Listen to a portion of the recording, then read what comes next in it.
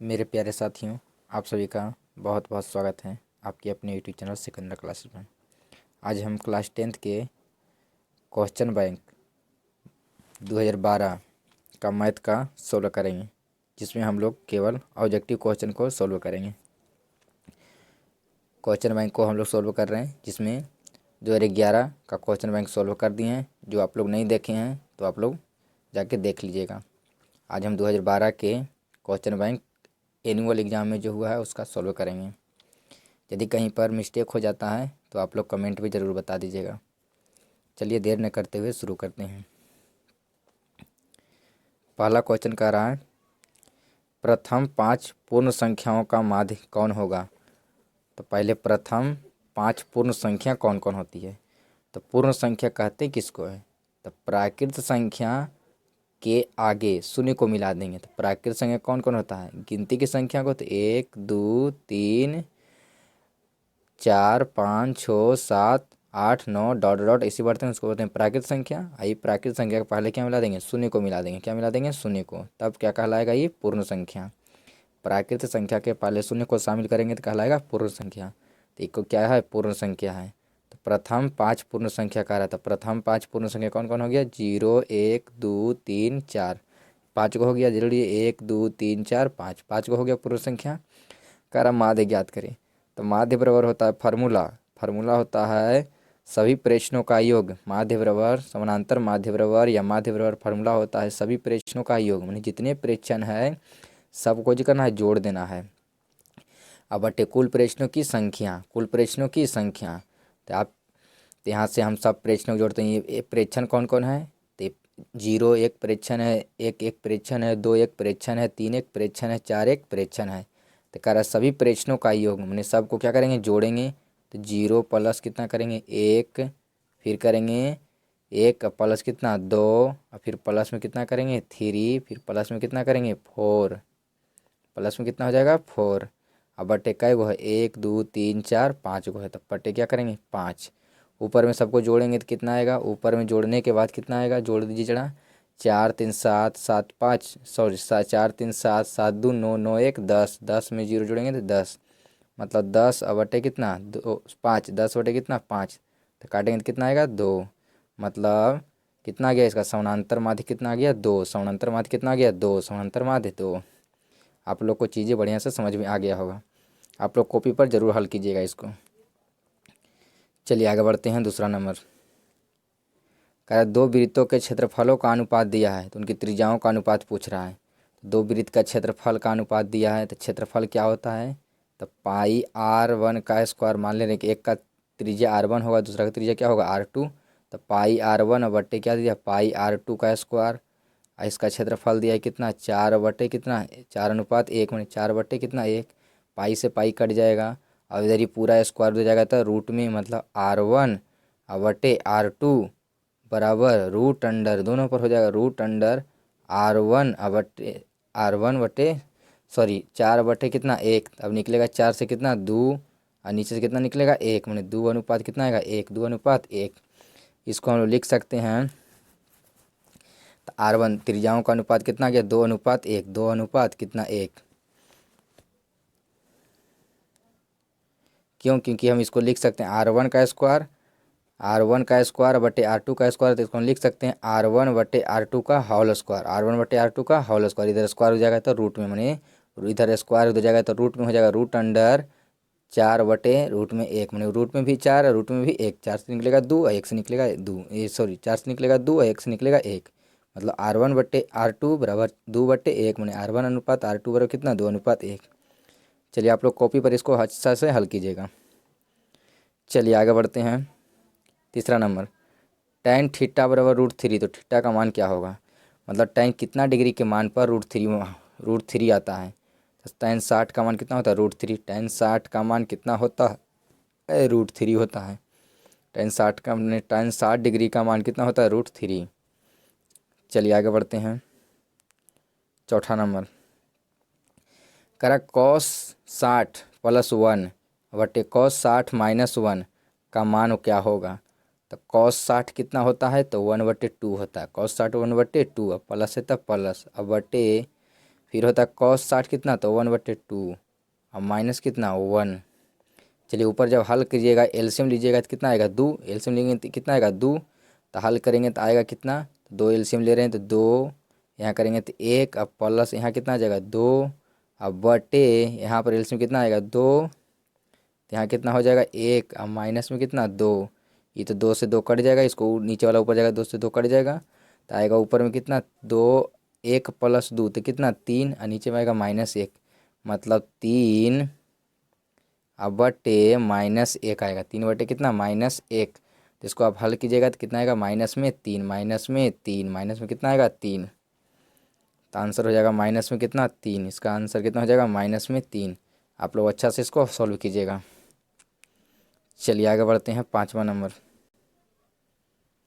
5वां में कह रहा है यदि अल्फ़ा बीटा बहुपद x² + x + 1 के मूल हैं तो 1/α + 1/β का मान बताइए क्या होगा। तो यहाँ से आप लोग बता दीजिए a बराबर कितना होगा, तो एक कल बताए थे, जो वीडियो नहीं देखे हैं तो समझ लीजिए। फिर से एक कहता किसको है, तो x² के आगे जो गुना रहेगा उसको a बोलेंगे, तो x के आगे x² गुना का आगे कितना कुछ नहीं तो 1 है। b किसको कहेगा, तो जो x के आगे गुना करेगा मैंने x के गुणांक को बोलते हैं b, तो b का मान कितना है 1, और c जिसमें x नहीं रहेगा मैंने कांस्टेंट उसको क्या बोलेंगे c, तो ये भी c निकल गया। अब कह रहा है 1/α + 1/β, तो इसको आप लोग किसके रूप में लाइएगा, अल्फ़ा प्लस बीटा के रूप में या अल्फ़ा इंटू बीटा के रूप में, किसके रूप में लाइएगा अल्फ़ा प्लस बीटा के रूप में और अल्फ़ा इंटू बीटा के रूप में, क्योंकि ये दोनों का संबंध हम लोग जानते हैं। अल्फ़ा प्लस बीटा अगर आ गया तो इसकी जगह रख देंगे माइनस में b बटे क्या a, अल्फ़ा प्लस बीटा का मान क्या होता है -b/a, और अल्फ़ा इंटू बीटा क्या होता है c/a, अल्फ़ा इंटू बीटा क्या होता है c/a। चलिए आगे हम अगला पेज में चलते हैं, इसको बढ़िया से सोल्व करते हैं। चलिए हम लोग को a बराबर दिया था कितना 1, और b बराबर कितना दिया था 1, और c बराबर भी कितना था 1, तो कह रहा था 1/α + 1/β का मान बताने। तो सबसे पहले एलसीएम लेंगे, तो एलसीएम कितना आएगा अल्फ़ा बीटा, तो यहाँ से अल्फ़ा से अल्फ़ा ख़त्म हो गया तो बचा क्या बीटा, मतलब बीटा अब प्लस यहाँ बीटा बीटा ख़त्म बचा क्या अल्फ़ा, माने बीटा प्लस अल्फ़ा, या आप इसी को अल्फ़ा प्लस बीटा भी बोल सकते हैं। तो इसका मान हम लोग जानते हैं क्या होता है, तो माइनस में क्या होता है b, अब बटे क्या होता है a, अब बटे अल्फ़ा इंटू बीटा का मान क्या होता है, तो c, अब बटे क्या होता है a। जब इसको हम पलट देंगे तो a से 1 कट जाएगा, a से 1 कट जाएगा, ऊपर में क्या बचेगा, तो माइनस में b, अब बटे नीचे में कितना बचेगा c। अब बता दीजिएगा इसका मान कितना होगा माइनस में b, तो b का मान कितना है 1, मतलब माइनस में 1, अब बटे c का मान कितना है 1, मतलब इसका आंसर कितना आएगा -1, माइनस में कितना आएगा 1। आप लोग को अच्छी से चीज़ें समझ में आ गया होगा।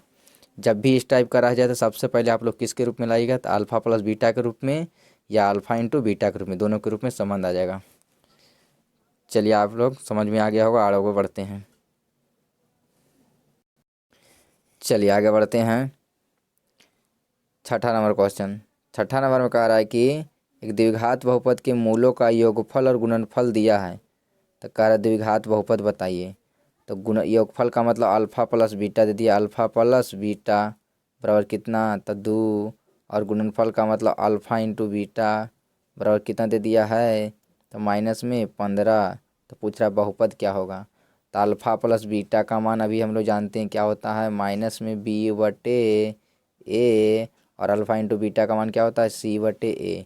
तब द्विघात बहुपद लिख दीजिए। तो द्विघात बहुपद क्या होता है, तो x² होता है, और फिर होता है alpha plus beta, alpha plus क्या हो जाएगा बीटा, इंटू में क्या हो जाएगा x, और अल्फ़ा प्लस बीटा का मान क्या होता है माइनस में ना, तो देखो माइनस में alpha plus beta into x, और होता है अल्फ़ा बीटा, क्या होता है अल्फ़ा बीटा, अभी क्या प्लस में कि माइनस में, तो अल्फ़ा बीटा के आगे क्या होता है अल्फ़ा बीटा किस में रहता है प्लस में, तो रहेगा प्लस में। एकदम सिंपल सा है। द्विघात बहुपद का सूत्र पूछेगा तो क्या हो जाएगा x² माइनस में alpha plus beta into x plus में अल्फ़ा इंटू बीटा। याद रखना है सिर्फ अल्फ़ा प्लस बीटा का मान किस में होता है प्लस में कि माइनस में। अगर माइनस में होता है अल्फ़ा प्लस बीटा बराबर होता है माइनस में b/a, तो इसके आगे क्या देंगे माइनस, और अल्फ़ा इंटू बीटा किस में होता है प्लस में कि माइनस में, तो प्लस में, तो इसके आगे क्या दे देंगे प्लस।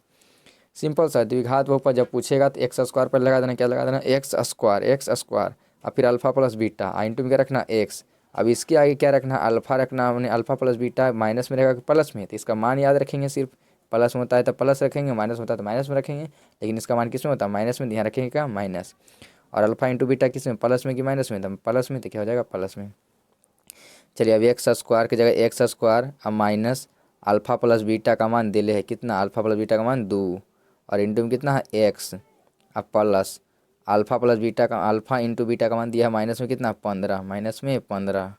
तो आप लोग जो है इसको हल कर दीजिए बढ़िया से, तो एक्स स्क्वायर अब माइनस में 2x, अब माइनस में प्लस माइनस कितना होगा, माइनस में 15, मतलब एक्स स्क्वायर माइनस में 2x माइनस में 15, माइनस में 15। चलिए तो ऑप्शन नंबर कितना, डी, तो ऑप्शन नंबर कितना हो जाएगा, डी, ऑप्शन नंबर कितना हो जाएगा, डी। चलिए आगे बढ़ते हैं, अब आगे बढ़ते हैं 7 नंबर, कई नंबर, 7 नंबर। 7 नंबर का रहा है कि बिंदु Q से वृत्त की स्पर्श रेखा की लंबाई 24 सेंटीमीटर और केंद्र Q से स्पर्श रेखा की लंबाई 25 सेंटीमीटर, केंद्र से Q की दूरी 25 सेंटीमीटर है, तो वृत्त की त्रिज्या बताइए। मतलब एक वृत्त है, क्या है, वृत्त है, वृत्त का ही केंद्र है, वृत्त का ही क्या है, केंद्र है, ये हो गया वृत्त की त्रिज्या, और ये हो जाएगा स्पर्श रेखा, ये क्या हो जाएगा, स्पर्श रेखा, ये हो गया वृत्त की त्रिज्या, और यहाँ से यहाँ मान लीजिए ये स्पर्श रेखा, ये स्पर्श रेखा, ये क्या है, स्पर्श रेखा, ये वृत्त की त्रिज्या है। तो कह रहा है वृत्त के केंद्र से 25 सेंटीमीटर दूर है, वृत्त की किसी स्पर्श रेखा की लंबाई, मानी इसका लंबाई है 24, इसका लंबाई कितना है 24, और केंद्र से क्यू की दूरी, केंद्र से मानी क्यू जो है बिंदु किसी वृत्त के स्पर्श रेखा की लंबाई, मानी यहाँ पर क्यू है, यहाँ पर क्या है, क्यू है, यहाँ पर क्या है, ओ है, तो इसकी लंबाई दिया कितना, 25, इसकी लंबाई कितना है 25। तो जब इसको निकालिएगा तो यहाँ पर बनता है कितना, 90 डिग्री कोण, कई डिग्री, 90 के सामने वाला कर्ण है, तो ये हो जाएगा थीटा मानिएगा, तो ये लंब हो जाएगा, ये हो जाएगा, तो इसका दोनों को निकालिएगा तो निकल कर आएगा कितना, 5, इसका कितना निकलेगा, कितना आएगा 5, त्रिज्या कितना आ जाएगा 5, क्योंकि कर्ण आधार लंब है, कर्ण आधार लंब है, तो कर्ण आधार लंब है, तो अगर इसको थीटा मान लेंगे तो इस सामने वाला हो जाएगा लंब, तो लंब स्क्वायर बराबर होता है कर्ण स्क्वायर माइनस आधार स्क्वायर, तो 25 का स्क्वायर में से 24 का स्क्वायर कीजिएगा तो आएगा कितना, 5, मैंने 25 आएगा, तो मैंने 5 कितना आ जाएगा, 5 कितना आ जाएगा, 5 सेंटीमीटर, कै सेंटीमीटर, 5 सेंटीमीटर।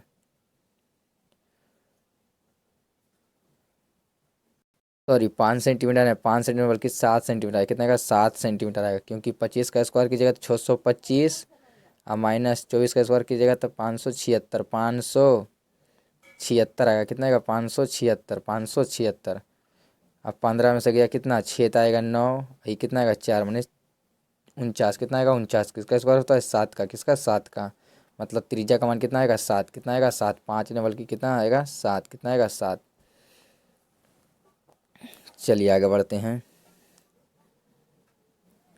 8वां नंबर, बिंदु -4, 3 किस पाद में स्थित है, किस पाद में, किस चतुर्थांश में स्थित है, किस क्वाड्रेंट में स्थित है, तो किस में हो जाएगा, जरा आप लोग को डिटेल से बताते हैं। यहाँ पर एक ई रहता है, ऐसे ऐसे रहेगा तो इसको बोलेंगे एक्स नियामक, इधर एक्स, इधर क्या होता है एक्स डैश, ये ऊपर में बाई, इधर रहेगा बाई डैश, इसमें रहता है इधर वाला प्लस, इधर मूल बिंदु से जब इधर जाते हैं तो इधर प्लस, ऊपर जाते हैं प्लस, इधर रहेगा माइनस, इधर रहेगा तब माइनस, ऊपर जाएंगे तो प्लस, इधर रहेगा तब माइनस, इधर रहेगा तब माइनस, मतलब इन दोनों के बीच में रहेगा दोनों प्लस, इन दोनों को रहेगा तो एक्स नियामक माइनस और वाई नियामक प्लस, इन दोनों के बीच रहेगा तो दोनों नियामक माइनस, यहाँ बीच रहेगा तो एक्स वाला प्लस और वाई वाला माइनस। तो देख लेंगे किस में है एक्स, पहले एक्स नियामक लिखते हैं, तो अगर एक्स नियामक अगर दोनों प्लस रहेगा तो फर्स्ट में, अगर एक्स नियामक रह गया माइनस और वाई नियामक प्लस तो कह देंगे सेकेंड में, अगर दोनों माइनस रहेगा तो कह देंगे थर्ड में, अगर एक्स नियामक प्लस और वाई नियामक रह गया माइनस तो बोलेंगे चतुर्थ में। तो देख लीजिए कौन नियामक है, तो एक्स नियामक है माइनस और वाई नियामक है प्लस, तो कितने हो जाएगा सेकेंड में, वाई नियामक क्या हो जाएगा सेकेंड में, किसमें सेकेंड पाद में। चलिए आगे बढ़ते हैं 9 नंबर, परिमेय संख्या है, तो परिमेय संख्या बताए थे जो रूट से पूरा पूरी बाहर निकल जाता है, देखिए दो से रूट दो कट जाएगा, बचेगा कितना, दो, तो दो क्या है परिमेय संख्या है। चलिए आगे बढ़ते हैं 10 नंबर, कौन बहुपद नहीं है, तो बहुपद नहीं के घात देखेंगे, पावर देखेंगे, कभी भी निगेटिव नहीं होना चाहिए, माइनस में नहीं होना चाहिए, और भिन्न के रूप में नहीं होना चाहिए, बटा के रूप में नहीं होना चाहिए, भिन्न के रूप में नहीं होना चाहिए। थोड़ा देख लीजिए कौन है, तो यहाँ देखिए सी नंबर, सी को आप हल कीजिएगा, तो हल करेंगे तो कितना आएगा, हल कीजिएगा तो आप लोग कितना आएगा, या इसी को हम लिख सकते हैं एक्स प्लस वन बटे एक्स को लिख सकते हैं एक्स के पावर माइनस में कितना वन। तो जब आ गया माइनस में वन तो कह देंगे यह बहुपद नहीं है। क्यों? क्योंकि हम पहले बता चुके हैं कि पावर माइनस में आ गया या भिन्न के रूप में आ गया तो कह देंगे बहुपद नहीं है। चलिए आप लोगों को समझ में आ गया होगा। बहुपद पहचानने का एकदम सिंपल सा है कि उसको माइनस में नहीं रहना चाहिए, पावर को माइनस में नहीं रहना चाहिए और भिन्न के रूप में नहीं रहना चाहिए, दिखा देंगे बहुपद। अगर रह गया भिन्न के रूप में माइनस के रूप में तो बहुपद नहीं है, अगर नहीं रहेगा तो कह देंगे बहुपद नहीं है। और सब देख लीजिए, बाकी सब इसके रूप में नहीं होगा, माइनस के रूप में नहीं होगा और भिन्न के रूप में नहीं होगा। देख लीजिए ना भाई, तो बढ़िया से देख लीजिए आप लोग।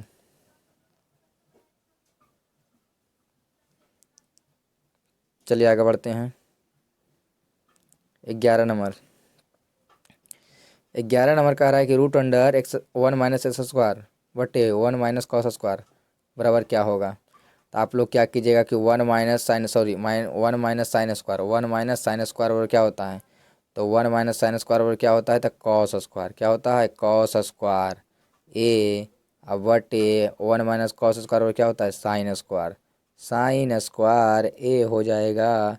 आई रूट में है तक साइन बटे कॉस क्या होता है, टेन। साइन बटे कॉस क्या होता है, टेन। तो रूट में क्या हो गया, टेन स्क्वायर, सॉरी साइन बटे नहीं बल्कि कॉस बटे साइन क्या होता है, कॉस बटे साइन क्या होता है, कॉट। कॉस बटे साइन क्या होता है, कॉट स्क्वायर। क्या हो जाएगा, कॉट स्क्वायर। कॉस बटे साइन क्या होता है, कॉट। आई लेकिन कॉस स्क्वायर बटे साइन स्क्वायर होता है, कॉट स्क्वायर हो जाएगा। कॉट स्क्वायर से रूट खत्म हो जाता है तो बचा क्या, कॉट। क्या बचा, कॉट ए, कॉट ए। चलिए आगे बढ़ते हैं। 12 नंबर, कॉस 48 माइनस साइन 42 का मान होगा, माने बराबर क्या होगा। तो कॉस 48 दोनों का जब एंगल देखिएगा तो कितना आएगा, 90। तो 90 आ गया तो जैसे ही कर देंगे दोनों में से कोई वो क्या करेंगे, चेंज कर देंगे। तो कॉस 48 अब माइनस कीजिएगा साइन, बदलिएगा किस में, कॉस में। तो कॉस 90 माइनस थीटा तो कितना आ जाएगा, कॉस 90 माइनस थीटा कीजिएगा तो कॉस आएगा कितना, 48। कॉस कितना आएगा, 48। अब कॉस 48 में से जाएगा कॉस 48 तो कितना आएगा, जीरो। कितना आएगा, जीरो। बढ़िया से इसको हल कीजिएगा। जब भी दोनों का ये एंगल का 90 डिग्री हो जाए दोनों में से कोई को चेंज कर देना है। तो कॉस किस में बदलता है, साइन में। साइन किस में बदलता है, कॉस में। तो हम कॉस को रहने दिए कॉस 48 और साइन को बदल दिए किस में, कॉस में। तो लिख दिए कॉस 90 माइनस थीटा। तो 90 माइनस थीटा, थीटा कितना था, 42। तो 90 में से 42 गया कितना आएगा, 48 में। कॉस 48 में से कॉस 48 गया जीरो। चलिए आगे बढ़ते हैं। 24 नंबर, दो त्रिभुजों के क्षेत्रफलों का अनुपात दिया, उनकी संगत भुजाओं का अनुपात पूछ रहा है। तो क्षेत्रफलों का अनुपात पूछा है। प्रमेय है कि त्रिभुज के क्षेत्रफलों का अनुपात उनकी संगत भुजाओं के वर्ग के अनुपात के बराबर होती है। क्षेत्रफल का जो स्क्वायर होगा, क्षेत्रफल का जो होगा, क्षेत्रफल बराबर वर्गों संगत भुजाओं के वर्गों का अनुपात, माने इन दोनों के वर्गों, भुजा जो भी रहेगा इसके वर्ग का स्क्वायर के क्या होता है, बराबर। माने अगर एक के लिए उसके ए लिए इसके लिए बी कर देंगे तो स्क्वायर के बराबर होता है। तो इसका मान दिया है कितना, 16 बटे कितना, 9। इधर आएगा तो हो जाएगा रूट में, माने ए रूट अंडर कितना, ए बटे ए, इसके हो जाएगा ए। संगत भुजा माने त्रिभुज के क्षेत्रफलों का अनुपात उनकी संगत भुजाओं के वर्गों के अनुपात के बराबर होता है। मैंने वर्ग करेंगे उसके बराबर होता है। तो इसका रूट 16 कितना है, 16 से कितना आएगा, 4 और 9 से कितना आएगा, 3। माने 4 अनुपात कितना, 3। 4 अनुपात कितना, 3। चलिए आगे बढ़ते हैं। 15 नंबर, किसी बिंदु की एक्स अक्ष से दूरी, किसी बिंदु की एक्स अक्ष से दूरी, सॉरी वाई अक्ष से दूरी, वाई अक्ष से दूरी क्या कहलाती है। तो वाई अक्ष से दूरी पूछेगा तो एक्स नियामक क्या कहलाती है, एक्स नियामक कहलाएगी। वाई अक्ष से दूरी पूछे तो क्या बोलेंगे, एक्स नियामक या एक्स निर्देशांक। इसी को बोलते हैं भुज। क्या बोलते हैं, भुज कहलाएगा, भुज कहलाएगा। क्या कहलाएगा, भुज। जब एक्स अक्ष से पूछता तो बोलते हैं वाई नियामक या कोटि, लेकिन यहाँ पूछा क्या है, तब वाई अक्ष से दूरी तो बोलेंगे एक्स नियामक या भुज, एक्स नियामक या भुज। चलिए आगे बढ़ते हैं। 16 नंबर, 16 नंबर कह रहा है कि बिंदु 15,8 की मूल बिंदु से दूरी क्या होगी। मूल बिंदु से दूरी पूछ रहा है। तो मूल बिंदु से दूरी का सूत्र होता है रूट अंडर जो पहले रहेगा उसका स्क्वायर और प्लस बाद वाले का स्क्वायर। मैंने 15 का स्क्वायर 200 कितना, 25 और प्लस 8 का स्क्वायर कितना, 64। जैसे ही पूछ देगा मूल बिंदु से दूरी, मूल बिंदु से दूरी, तो क्या कीजिएगा, जो पहले रहेगा उसका स्क्वायर कीजिएगा। मैंने 15 का स्क्वायर कितना, रूट अंडर में जो पहले वाला का स्क्वायर और प्लस बाद वाले का स्क्वायर। एकदम ध्यान रखिएगा। जैसे ही पूछ दे मूल बिंदु से दूरी तो क्या करेंगे, रूट अंडर, पहले रखेंगे रूट अंडर रखेंगे, पहले वाला का स्क्वायर और प्लस बाद वाले का स्क्वायर। मैंने 15 का स्क्वायर 225 प्लस 64 का स्क्वायर, सॉरी 8 का स्क्वायर 64, जोड़ेंगे तो कितना आएगा, 5×4 = 9 289, कितना आएगा 289। तो बोलिए √289 का मतलब कितना, 17, कितना आएगा 17, मतलब मूल बिंदु दूरी का कितना आ गया 17, 17 इकाई, 17 इकाई। समझ में आ गया। जैसे ही पूछेगा मूल बिंदु से तो क्या कीजिएगा, रूट अंडर कीजिएगा, पहले क्या करिएगा रूट अंडर, जितना का स्क्वायर पहले रहेगा उसका स्क्वायर और प्लस उसके बाद वाला का स्क्वायर। चलिए आगे समझ में आ गया होगा, आगे बढ़ते हैं। करा समानांतर श्रेणी के 10वां पद ज्ञात करें, कहाँ पद 10वां पद, मैंने एपी का 10वां पद पूछ रहा था। एपी का पहले पहला पद लिख दीजिए, कितना है 2। एपी का दूसरा पद बोलिए, मैंने पहला पद को T1 कहते हैं, दूसरा पद को T2 कहते हैं, दूसरा पद कितना है 7। यहाँ से डी निकाल लीजिए, डी के बराबर कितना आएगा, तो डी कहता क्या है, तो दूसरा पद में कौन पद, पहला पद घटा देंगे तो 7 में से जाएगा दूध, कितना आएगा 5। तो कह रहा 10वां पद, 10वां पद कहेगा तो A+9D, 10वां पद कहेगा तो A+ का डी लिखिएगा 9D, A+9D। जयवां पद कहता है उससे एक कम डी, एक कम डी लेते हैं, मैंने A+ का डी 9D। ए का मान कितना है 2 + 9 गुने डी, डी का मान कितना 5, तो 9×5 = 45, 2 कितना हो जाएगा 47, कितना आ जाएगा 47, कितना 47। चलिए आगे बढ़ते हैं। 18 नंबर, यदि एक त्रिभुज के एक कोण की समद्विभाजक रेखा किस त्रिभुज की माध्यिका है तो वह त्रिभुज होगा, तो वह त्रिभुज होगा, तो वह त्रिभुज कौन त्रिभुज होगा, समद्विबाहु त्रिभुज। कौन त्रिभुज, समद्विबाहु त्रिभुज होगा, समद्विबाहु त्रिभुज होगा, समद्विबाहु त्रिभुज होगा। चलिए आगे बढ़ते हैं। 19 नंबर, पाई एक है, पाई एक संख्या है तो अपरिमेय, एकदम ध्यान में रख लीजिए कौन संख्या है, अपरिमेय संख्या है। पाई पूछेगा तो क्या बोलेंगे, अपरिमेय संख्या, पाई कहेगा तो अपरिमेय संख्या। अगर पाई/2 भी कह देगा तो क्या बोलेंगे, अपरिमेय संख्या, अपरिमेय संख्या। पाई/4 भी कहेगा तो भी क्या बोलेंगे, अपरिमेय संख्या, मैंने पाई/बट्टे कुछ भी रहेगा तो क्या बोलेंगे, अपरिमेय संख्या। लेकिन अगर पूछेगा 22/7, पाई का मान कितना होता है 22/7, तब क्या हम क्या बोलेंगे, परिमेय संख्या। 22/7 क्या होता है, परिमेय होता है, परिमेय संख्या होता है, 22/7 क्या होता है, परिमेय संख्या होता है। लेकिन अगर पाई पूछेगा तो बोल देंगे अपरिमेय होता है। चलिए आगे बढ़ते हैं। 20 नंबर, ऐसे दो युगपत समीकरण का निकाय जिसमें एक भी बिंदु वैनिष्ट नहीं होता, एक भी बिंदु वैनिष्ट नहीं होता है, तो उसे क्या बोलते हैं।